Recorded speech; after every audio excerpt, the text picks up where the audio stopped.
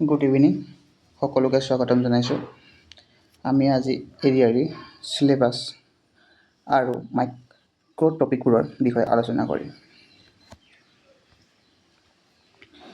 এতিয়ালৈকে ADRE দুবাৰ অনুষ্ঠিত কৰা হৈছে 2022 চনত আৰু 2024 চনত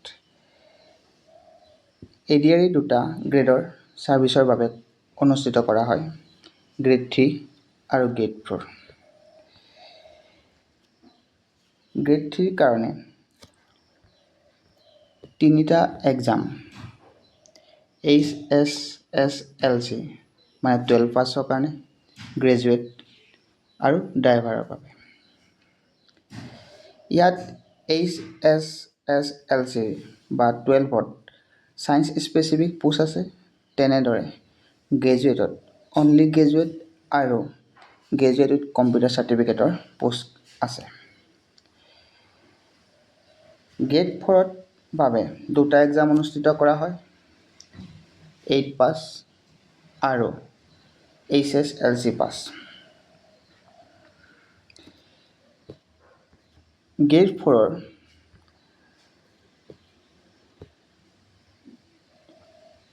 সাবজেক্ট সমূহ হ'ল English social science mathematics general knowledge আৰু mental ability and logical reasoning এই পৰীক্ষাসমূহ মাল্টিপল চইচ কুৱেশ্যন আহে যিহেতু তাত 135টা কুৱেশ্যন থাকে প্ৰতিটো কুৱেশ্যনত 1 নম্বৰকৈ আহি আছে আৰু 2 ঘণ্টা সময় দিয়া হয় নেগেটিভ মাৰ্ক এতিয়ালৈকে ইন্ট্ৰোডিউস কৰা নাই যদিও আগলৈ কৰাৰ সম্ভাৱনা বা এই ADRE 3.0 কৰাৰ সম্ভাৱনা আছে গ্ৰেড 3 কাৰণে তিনিটা এক্সাম হয় আগতেই কৈছোঁ তাৰে বেচেলৰ ডিগ্ৰী লেভেল পোষ্ট বা গ্ৰেজুৱেট লেভেল পোষ্ট ইয়াতো দুটা ভাগ কৰি দিয়া থাকে এটা কম্পিউটাৰ সাৰ্টিফিকেশন থকা পোষ্ট আৰু এটা বেচেলৰ ডিগ্ৰী পোষ্ট ইয়াত বেসিক্যালি সাবজেক্ট হিচাপত 6টা আহে যদিও এটা সাবজেক্টক দুটা ভাগত ভাগ কৰা দিয়া হৈছে তো সেই হিচাপত প্ৰথমতে সোশ্যাল সায়েন্স আহে সোশ্যাল সায়েন্স বা social study general knowledge logical reasoning and mental ability general mathematics general English আৰু জেনাৰেল ইংলিশৰে এটা বৰ্ডাৰ আন্ডাৰষ্টেণ্ডিঙৰ কাৰণে কম্প্ৰিহেনশন ৰিডিং কম্প্ৰিহেনশনৰ ওপৰত কুৱেশ্যন আহে ইয়াতে স্পষ্টকৈ দিয়া আছে লাষ্ট বাৰ হওঁতেনে কিমান নাম্বাৰছ অফ কুৱেশ্যন আহিছে ঠিক তেনেদৰে HSSLC পোষ্টকেইটাৰ বাবে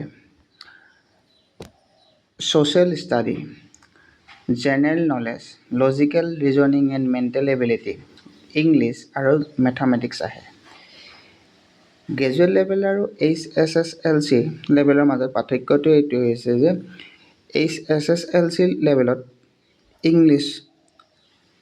ইংলিছৰ গ্ৰামাৰ বেছ কুৱেশ্যন আহে গ্ৰেজুৱেট লেভেলৰ এক্সামত গ্ৰামাৰৰ উপৰিও কম্প্ৰিহেনশন আন্ডাৰষ্টেণ্ডিং লেভেলৰ কুৱেশ্যন আহে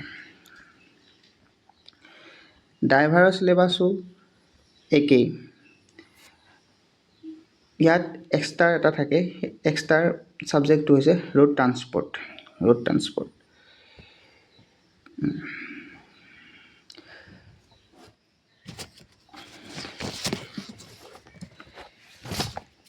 SLRCৰ দ্বাৰা অনুষ্ঠিত কৰা 2022 আৰু 2024 চনৰ কুৱেশ্যন পেপাৰ এনালাইসিস কৰি 4টা মুখ্য এৰিয়া আছে বা এৰিয়া পোৱা গৈছে য'ৰ পৰা কুৱেশ্যনবোৰ আহে সেই 4টা এৰিয়া হৈছে general knowledge and awareness mathematics English reasoning and mental ability এতিয়া ইয়াৰ পৰা অহা টপিকবোৰৰ আলোচনা কৰিম যদিও যেতিয়া মেথমেটিক্সৰ বাবে ক্লাছবোৰ লোৱা আৰম্ভ কৰিম তেতিয়া ADRE টেটকে লৈ অসমৰ সকলো ওৱান ডে এক্সামৰ অহা মেথমেটিক্সৰ মাইক্ৰ' টপিক আলোচনা কৰিম। ঠিক তেনেদৰেই বেলেগ 3টা বিষয় আৰম্ভ কৰোঁতেও মাইক্ৰ' টপিকবোৰৰ আলোচনা কৰিম। আৰু সকলোৱে বুজি পাইছে?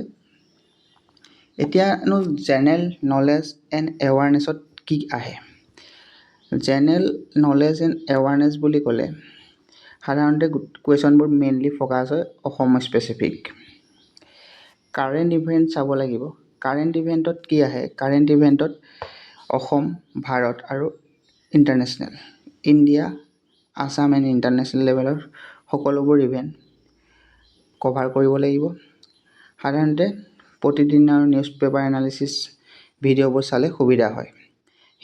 হিষ্ট্ৰীও আমি 3টা ভাগ কৰি ল'ব পাৰোঁ, আছাম, ইণ্ডিয়া এণ্ড ৱৰ্ল্ড।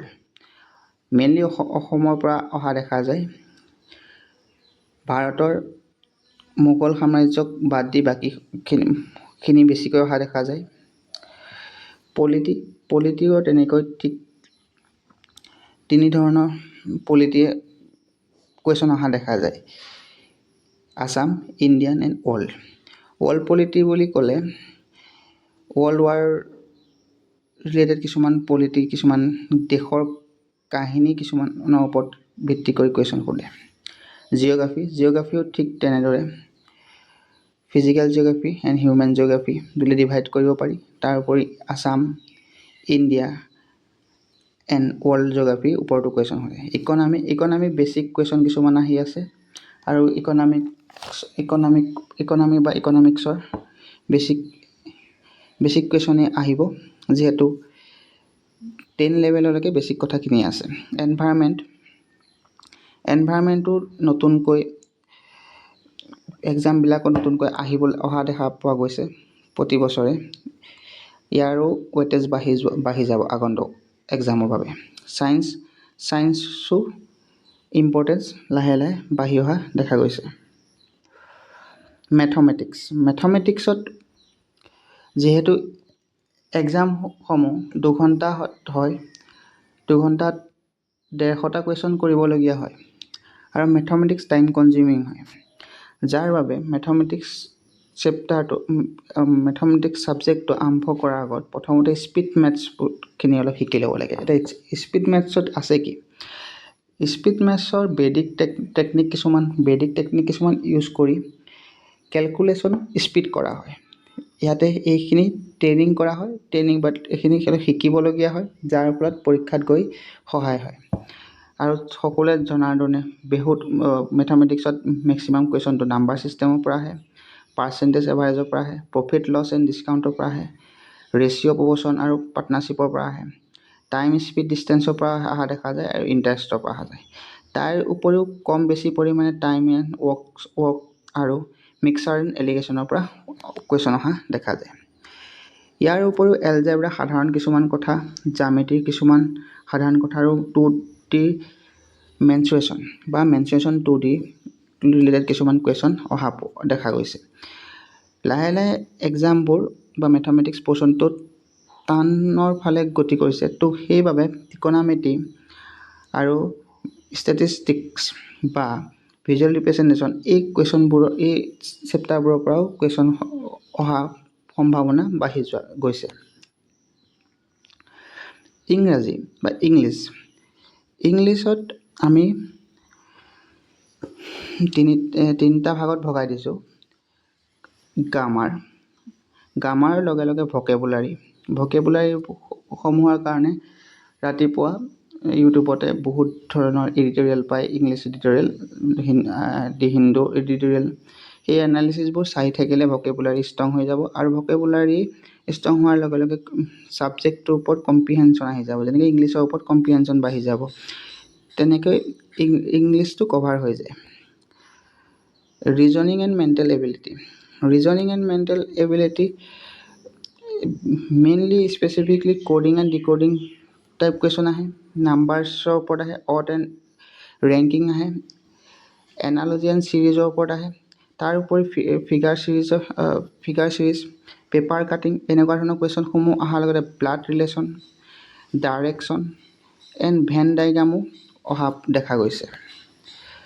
ইয়াৰ উপৰিও ড্ৰাইভাৰ স্পেচিফিক এটা ছাবজেক্ট আছে, সেইটো হৈছে ৰোড ট্ৰান্সপৰ্ট। ইয়াত মেইনলি ট্ৰেফিক ৰুলবিলাক কভাৰ কৰা হয়। ভেহিকেল ইঞ্জিনসমূহৰ ওপৰতো কুৱেশ্যন আহে, হাইৱে ইনফ্ৰাষ্ট্ৰাকচাৰৰ ওপৰতো কুৱেশ্যন আহে। যিহেতু নেক্সট আমি